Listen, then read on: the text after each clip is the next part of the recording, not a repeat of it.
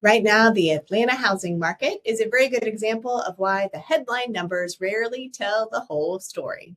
This is the July 2026 Atlanta market update.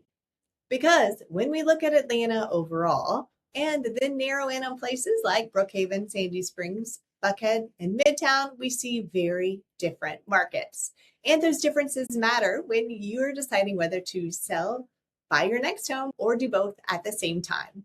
If you'd like to see the numbers I'm sharing today for yourself, head to sageandgracere.com and sign up for my market report email newsletter. I'll send the latest market data directly to your inbox every 2 weeks with my summary that you cannot get anywhere else. I'm Judy Jernigan with Sage+Grace Realty Group, part of the agency Atlanta. I specialize in helping people make sage-informed decisions with gracious service. Let's look at the Atlanta market report overall, and then we'll dive into each respective neighborhood. There were 1,019 new single-family listings in July in the greater Atlanta metro. Closed sales, and that was down from 1,172 last July. Closed sales also declined from 598 to 472. So we had fewer homes coming onto the market, but also fewer homes actually changing hands.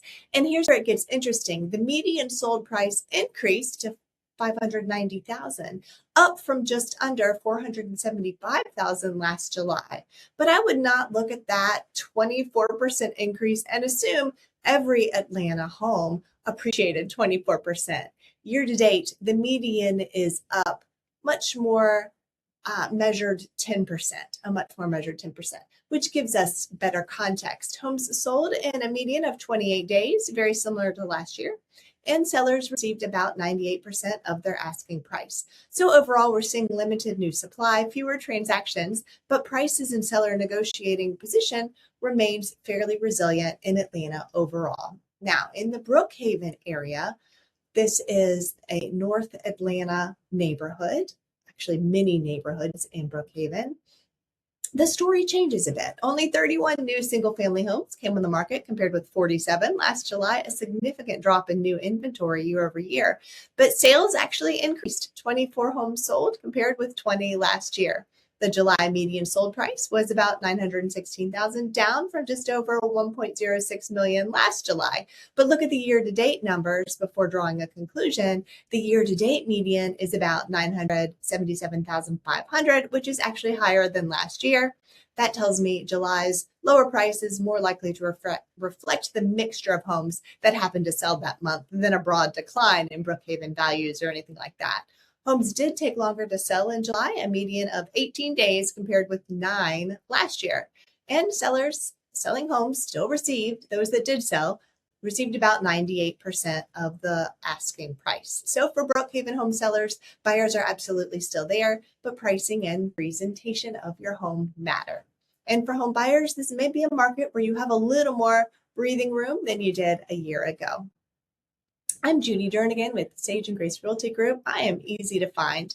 Leave a comment here, direct message me, send me a text, or a good old-fashioned phone call. I'm here to be a resource for you and help you with any real estate questions, be it a pending move now, an imminent move, or something you're planning ahead for the future. It's never too early to start a conversation with me.